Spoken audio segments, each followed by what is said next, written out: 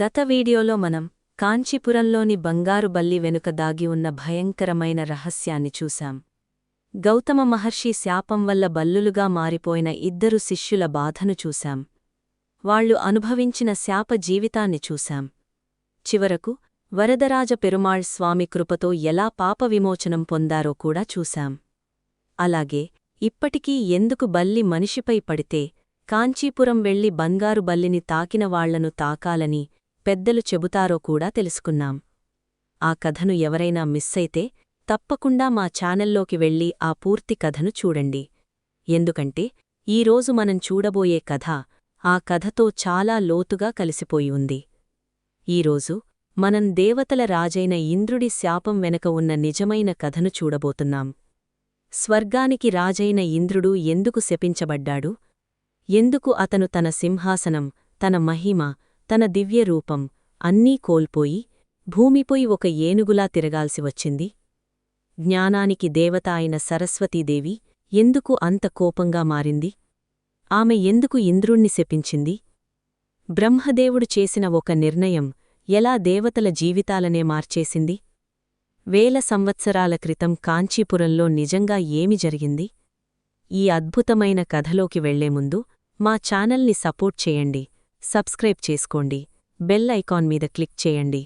అలాగే ఈ కథను మీ ఫ్రెండ్స్ అండ్ ఫ్యామిలీతో తప్పకుండా షేర్ చేయండి.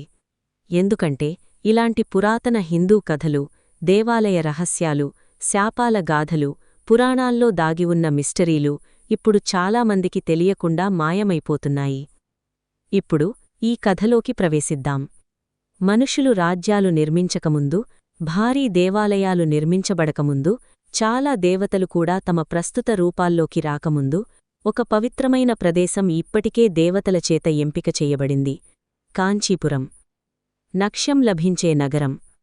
స్వర్గానికి భూమికి మధ్య సరిహద్దు చాలా పలుచగా మారిపోతుందని నమ్మిన పవిత్ర స్థలం. ఆ కాంచీపురంలో కూడా ఒక ప్రదేశం అత్యంత దివ్యమైనదిగా భావించబడింది. హస్తగిరి. ఏనుగుకొండ. ఈరోజు వరదరాజ పెరుమాళ్ ఆలయం నిలిచిన అదే పవిత్ర స్థలం. కాని చాలా కాలం క్రితం అక్కడ ఎలాంటి ఆలయం లేదు. కేవలం అడవులు, నిశ్శబ్దం, దైవిక శక్తితో నిండిపోయిన పవిత్ర భూమి మాత్రమే ఉండేది. ఒకరోజు బ్రహ్మదేవుడు ఒక నిర్ణయం తీసుకున్నాడు. తాను ఒక మహా అశ్వమేధ యాగం చెయ్యాలని నిర్ణయించాడు. అది సాధారణ యాగం కాదు, అది సాక్షాత్ మహావిష్ణువును దర్శించేందుకు చేసిన యాగం. దేవతలందరికీ ఆహ్వానం పంపబడింది. మహర్షులు అన్ని లోకాలనుంచి అక్కడికి చేరుకున్నారు. యజ్ఞవేదిక సిద్ధమైంది.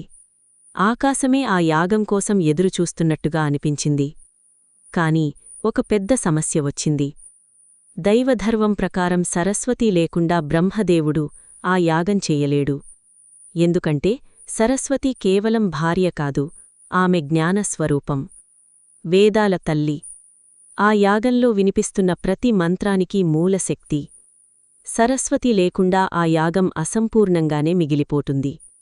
కాని అప్పటికే బ్రహ్మదేవుడు సరస్వతీ మధ్య విభేదాలు మొదలయ్యాయి. కొన్ని పురాణాల ప్రకారం బ్రహ్మ ఆమెకు తగిన గౌరవం ఇవ్వలేదని సరస్వతి బాధపడింది. మరికొన్ని కథనాల ప్రకారం ఆ యాగం విషయంపైనే ఆమెకు అసంతృప్తి ఉంది. కారణం ఏదైనా కావచ్చు, సరస్వతీదేవి రావడానికి నిరాకరించింది. సమయం గడుస్తోంది. ముహూర్తం దగ్గరపడుతోంది. దేవతలందరూ ఆందోళన చెందారు. యాగం ఆగిపోతే విఫలమవుతుంది. అప్పుడు బ్రహ్మదేవుడు ఆతృతతో ఒక ఆజ్ఞ ఇచ్చాడు. అది ఇంద్రునికి. వెంటనే భూమికి వెళ్ళు, ఈ యాగానికి సరిపడే ఒక పవిత్రమైన స్త్రీని తీసుకురా. ఇంద్రుడొక్క మాట కూడా అడగలేదు. అదే అతని జీవితాన్ని మార్చేసిన తప్పు. ఇంద్రుడు భూమిపైకి వచ్చాడు. అడవులు వెతికాడు, గ్రామాలు తిరిగాడు, పవిత్ర స్థలాలు పరిశీలించాడు. చివరకు ఒక గొర్రెల కాపరి యువతిని కనుగొన్నాడు. ఆమె పేరు గాయత్రి. సాధారణ గ్రామీణ అమ్మాయి, చాలా పవిత్రమైన హృదయం. తన జీవితంలో ఏ తుఫాను రాబోతోందో కూడా తెలియని అమాయకురాలు. ఇంద్రుడు ఆమెను బ్రహ్మదేవుని దగ్గరకు తీసుకొచ్చాడు. ముహూర్తం ముగియబోతున్న సమయంలో బ్రహ్మదేవుడు ఒక సంచలన నిర్ణయం తీసుకున్నాడు. సరస్వతి రాకపోయినా గాయత్రిని వివాహం చేసుకొని యాగంలో తన పక్కన కూర్చోబెట్టాడు. యాగం ప్రారంభమైంది. అగ్ని ఆకాశాన్ని తాకింది, మంత్రాలు లోకాలన్నింటినీ నింపేశాయి. అప్పుడే సరస్వతీదేవి అక్కడికి చేరుకుంది. ఆమె చూసిన దృశ్యం ఆమె హృదయాన్ని ఛిద్రము చేసింది. అన్ని దేవతల ముందు, మహర్షుల ముందు, సృష్టి ముందు బ్రహ్మదేవుడు తన స్థానంలో ఇంకొకరిని కూర్చోబెట్టాడు. స్వర్గం మొత్తం ఒక్కసారిగా నిశ్శబ్దమైపోయింది. గాలికూడా ఆగిపోయినట్టుగా అనిపించింది. సరస్వతీదేవి కళ్లలో కేవలం కోపం మాత్రమే లేదు, అవమానముంది. జ్ఞానానికి స్వరూపమైన దేవిని అందరి ముందు అవమానించారు. అది జరిగేలా చేసినవాడు ఇంద్రుడు. ఎందుకంటే గాయత్రిని తీసుకొచ్చింది అతడే. సరస్వతీదేవి కోపం ఆకాశాన్ని కదిలించింది. మేఘాలు నల్లబడ్డాయి, ఉరుములు మోగాయి, యజ్ఞాగ్నే కంపించింది. దేవతలందరూ భయంతో వెనక్కి తగ్గారు. ఎందుకంటే ఒక దేవి కోపం సృష్టినే కంపింపచేస్తుంది. ముందుగా సరస్వతీదేవి బ్రహ్మదేవుని వైపు చూసింది. ఆ రోజునుంచి భూమిపై బ్రహ్మకు చాలా తక్కువ ఆలయాలు మాత్రమే ఉండాలని ఆమె శపించిందని చెబుతారు. అందుకే ఇప్పటికీ బ్రహ్మదేవుని ఆలయాలు చాలా అరుదుగా కనిపిస్తాయి. కాని ఆమె కోపం అక్కడితో ఆగలేదు. నెమ్మదిగా ఆమె చూపు ఇంద్రునిపై పడింది. స్వర్గాధిపతి, దేవతల రాజు, ఆలోచించకుండా బ్రహ్మ ఆజ్ఞను పాటించినవాడు. ఈ అవమానం జరగడానికి నువ్వు కారణమయ్యావు అంది. ఇంద్రుడు వెంటనే ఆమె పాదాలపై పడ్డాడు. దేవి, క్షమించండి, నేను బ్రహ్మదేవుని ఆజ్ఞను మాత్రమే పాటించాను. కాని అప్పటికే సరస్వతీ కోపం శాపంగా మారిపోయింది. నీకు నీ శక్తిపై, నీ సింహాసనంపై, నీ గర్వంపై చాలా అహంకారముంది. అన్నీ కోల్పో అని ఆమె గర్జించింది. స్వర్గం నుంచి పడిపోయి భూమిపై ఏనుగులా తిరుగు. ఆ మాటలు వినగానే ఇంద్రుని దివ్యకాంతి మాయమైపోయింది. అతని కిరీటం అదృశ్యమైంది. దేవతల ముందే ఇంద్రుడు ఒక భారీ తెల్ల ఏనుగుగా మారిపోయాడు. కాని అది మహిమతో ఉన్న రూపం కాదు, శాపంతో నిండిపోయిన రూపం. ఒక క్షణం క్రితం స్వర్గానికి రాజు, తరువాతి క్షణంలో భూమిపై తిరిగే జంతువు. ఇంద్రుడు సంవత్సరాలుపాటు అడవుల్లో తిరిగాడు. వర్షంలో తడిచాడు, మట్టిలో నడిచాడు, అడవి జంతువుల మధ్య జీవించాడు. అతన్ని కాపాడడానికి ఎవ్వరూ రాలేదు. సింహాసనం లేదు, గర్వం లేదు, కేవలం బాధ మాత్రమే. నెమ్మదిగా అతని అహంకారం కరిగిపోయింది. అప్పుడు మొదటిసారి ఇంద్రుడు వినయాన్ని అర్థం చేసుకున్నాడు. ఒకరోజు ఎన్నో సంవత్సరాల తరువాత ఆ ఏనుగు కాంచీపురానికి చేరుకుంది, హస్తగిరికి. అదే యాగం జరిగిన స్థలం, అదే శాపం ప్రారంభమైన స్థలం. ఆ ఏనుగు ఆలయంలోకి నెమ్మదిగా అడుగుపెట్టింది. గంటలు మోగుతున్నాయి, దీపాలు వెలుగుతున్నాయి. అప్పుడు ఇంద్రుని మనసు పూర్తిగా విరిగిపోయింది. అతను విష్ణుమూర్తి ముందు పడి ఏడ్చాడు. స్వర్గానికి రాజుగా కాదు, ఒక బాధతో నిండిపోయిన ఆత్మగా.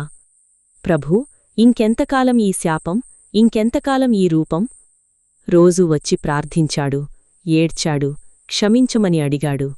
అదే సమయంలో ఆ ఆలయం గోడలపై గౌతమ మహర్షి శాపంతో బల్లులుగా మారిన ఇద్దరు శిష్యులు కూడా మోక్షం కోసం ప్రార్థిస్తున్నారు.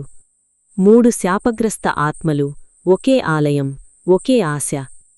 అప్పుడు ఒక దివ్యమైన రాత్రి ఆలయం మొత్తం బంగారు కాంతితో నిండిపోయింది. గంటలు స్వయంగా మోగడం ప్రారంభించాయి. దైవిక సువాసన వ్యాపించింది. అప్పుడు గర్భగుడి నుంచి వరదరాజ పెరుమాళ్ స్వామి ప్రత్యక్షమయ్యారు. వర్ణించలేని దివ్యకాంతితో, ఆయన కళ్లలో అపారమైన కరుణ. ఆ ఏనుగు వణికిపోయింది. ఆ 2 బల్లులు భక్తితో నిలిచిపోయాయి. విష్ణుమూర్తి వారందరినీ చూసి అన్నాడు, అహంకారం, కోపం, నిర్లక్ష్యం ఇవే ప్రతి ఆత్మనూ బంధించే గొలుసులు. కాని నిజమైన శరణాగతి ప్రతి శాపాన్ని చెరిపేస్తుంది. ఆ క్షణంలో ఏనుగు రూపం కాంతిగా మారింది. శాపం విరిగిపోయింది. ఇంద్రుడు తన దివ్యరూపాన్ని తిరిగి పొందాడు. తన కిరీటం తిరిగొచ్చింది, దివ్యకాంతి తిరిగొచ్చింది. కాని ఈసారి అహంకారం మాత్రం తిరిగిరాలేదు. ఆ 2 బల్లులు కూడా మోక్షం పొందాయి. ఆ రోజునుంచి హస్తగిరి పాపవిమోచనం ఇచ్చే క్షేత్రంగా మారింది. అందుకే ఇప్పటికీ ప్రజలు కాంచీపురానికి వెళ్లి దోషాలు తొలగాలని ప్రార్థిస్తారు. అందుకే ఆలయంలో బంగారు బల్లి, వెండి బల్లిని ప్రతిష్ఠించారు. బంగారు బల్లి సూర్యుడిని సూచిస్తుంది, వెండి బల్లి చంద్రుడిని సూచిస్తుంది. సూర్యచంద్రులు ఉన్నంతకాలం ఈ కథ కూడా జీవిస్తూనే ఉంటుందని గుర్తు. అందుకే ఇప్పటికీ పెద్దలు అంటారు, బల్లి మనిషిపై పడితే కాంచీపురం వెళ్లి బంగారు బల్లిని తాకిన వ్యక్తిని తాకాలని. ఎందుకంటే వారు వరదరాజస్వామి ఆశీర్వాదాన్ని తీసుకుని వచ్చారని నమ్మకం.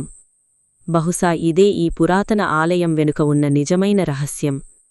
భయం కాదు, మూఢనమ్మకం కాదు. ఎంత పెద్ద శాపమైనా నిజమైన శరణాగతి ఉంటే విముక్తి లభిస్తుందనే విశ్వాసం. Thank you for watching. మా ఛానల్ని సపోర్ట్ చేయండి, సబ్స్క్రైబ్ చేసుకోండి, బెల్ ఐకాన్ మీద